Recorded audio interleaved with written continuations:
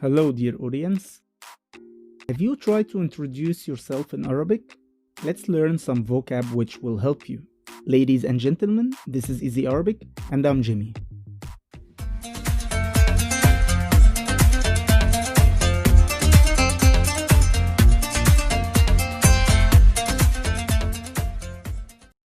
After the normal introduction of your name, you will find that you need to mention your job, social status, your country, or nationality.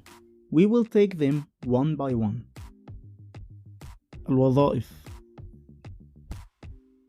طبيب، معلم، مهندس، ضابط، محاسب، محامي. Note that the normal form is for male, and for female we add ه at the end of the word. طبيبة، معلمة، مهندسة، ضابطة، محاسبة، محامية. الحالة الاجتماعية: أعزب، متزوج،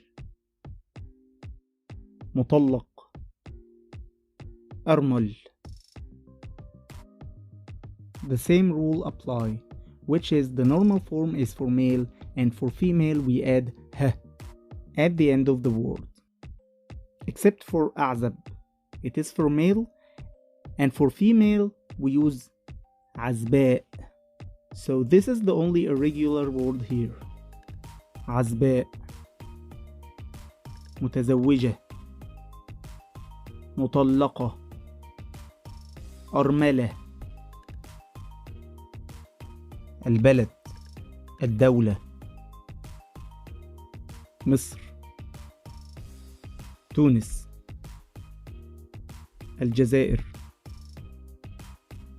المغرب، لبنان، فلسطين، الأردن، إيطاليا،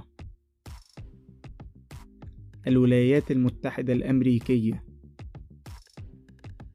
النمسا، هولندا،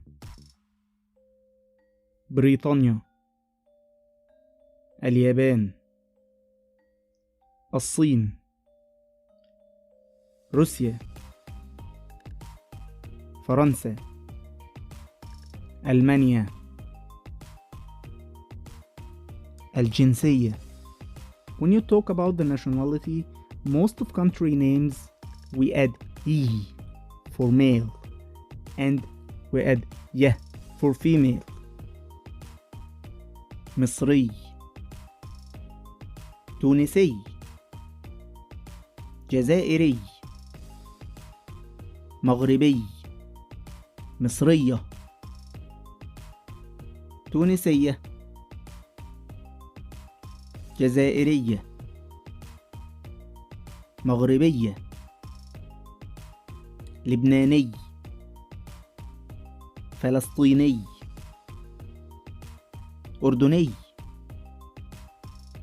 إيطالي، لبنانية، فلسطينية، أردنية،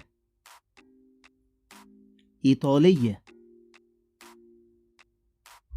أمريكي، نمساوي، هولندي، بريطاني، أمريكية، نمساوية،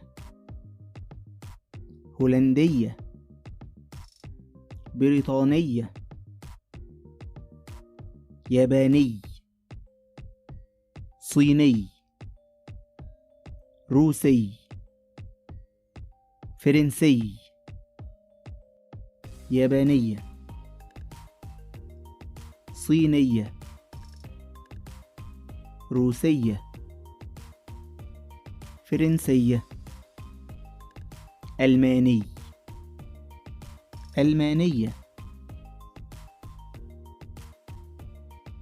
Don't forget that your notebook is your weapon, so write down all the mentioned information to refer to it when needed.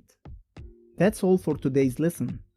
If you have any questions or words which came on your mind we didn't mention, put it in the comments below. Please like the video and subscribe to the channel and activate the ring to get notified with all new videos. إلى اللقاء.